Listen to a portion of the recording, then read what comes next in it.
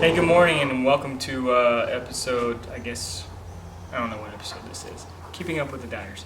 Anyway, today's project is our tomatoes have been growing. We actually got some rain last night and the night before, which we desperately needed. Tomatoes have been growing and today is tomato staking day. So we're going to go through that process, show you what we're going to do. It's nothing fancy, but you might be interested in it. So let's go through what we're going to need to do it. Alright, so we only have, you can see, 4 T-posts. So we're going to do this a couple of different ways. We're going to use the T-posts and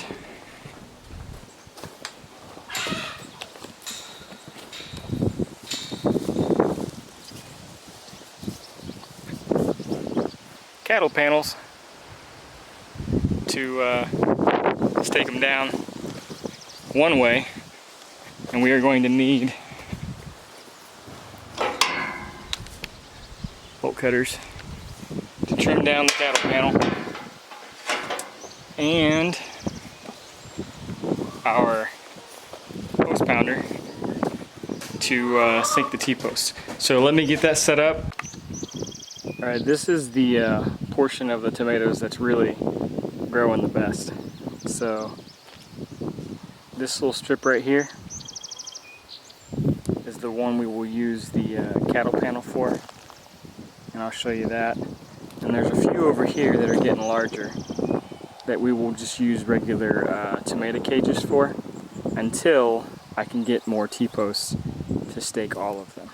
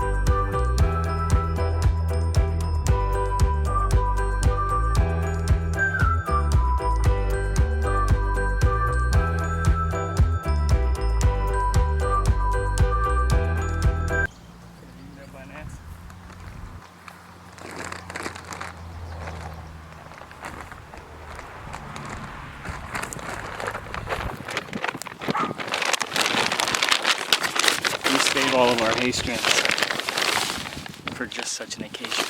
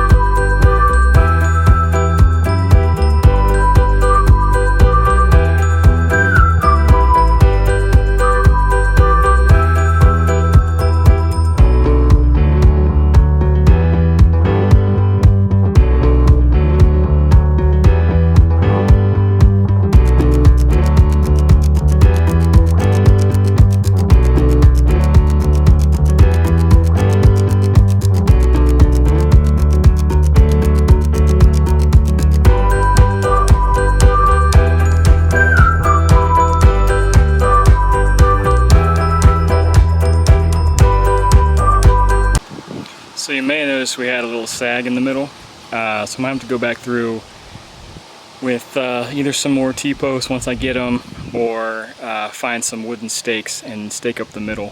But for now, let's move on to the tomato stakes. Alright, so I said tomato stakes, but what I meant was tomato cages. And I was wrong. So the tomato cages I thought we had, we left in North Carolina when we moved. These tomato cages we got from some potted tomatoes that we got from the greenhouse last year. So I'll just reuse them for now. They should work out okay until we get some better material, but hey, you use what you got, right? Hey, so my battery died when I was showing y'all how I put the tomato cages over the tomatoes. But it's really not that difficult if you don't know how to do it. I'm sure there's another YouTube video that shows you how to do it, or you can probably ask your grandmother. She probably knows how to do it. But anyway, I just very carefully lifted up the leaves and fed the cage over and pulled as many of the stems up to the top part as I could, so that as they grow, they continue to vine upwards to keep the tomatoes off the ground, so they don't they're not as easily accessible to pests, and they don't rot from hitting the ground. I think I'm gonna finish this vlog up with a little bit of lessons from the garden. Oh my goodness. Sorry. Alright, I don't know if you can see these pepper plants right here. So those are pepper plants, right? So these pepper plants have been that big for a good long while. And Brandon and I were talking about this, lessons from the garden. This compost right here is from the horse manure from the winter. It's got a lot of sawdust in it, which sawdust, because it doesn't have the rest of the tree and like the bark and stuff like that, it doesn't break down as quickly, and it can actually bind up nutrients. We had an option of spending a lot of money and putting these beds down with, bought compost, or we could use what we had, and we tried to amend it as best we could with the local farm's cow manure before we got our cow. Oh, a little kitty. But the takeaway from this, as we were talking, is these things grew to this point and they stopped growing, but what they didn't do was die. So we were talking about, like, that's probably a good life lesson. Like, you pull as many nutrients, the plant pulled as many nutrients as it could from the compost, and then it just stopped trying to put forth any kind of fruit. But it held back and didn't die. So I guess the point is, if you're at that point in your life where you're just kind of, you're at the end of your resources, to be more productive, and when I'm talking about not really life, I'm talking about farming specifically. You're at the end of your resources to be any more productive than you are right now. That's fine. It's better to just kind of stop and be as healthy as you can with the resources you have than it is to overextend yourself and die. Because if they would have tried to put fruit on prior to now, that would have used all their energy and they would have just died. So good lesson. There is actually one over on the other side that is growing a little better, and it has a flower on it, so we will have peppers eventually. But for now, I appreciate that they're not trying to put on any fruit and die out and just sort of existing for a while. Good lesson. Hey, thanks for watching this. If you like it, hit the like, hit the subscribe, hit the notification bell so that you can know when we put out new videos. I do hope you're liking this stuff. With that, y'all have a blessed day.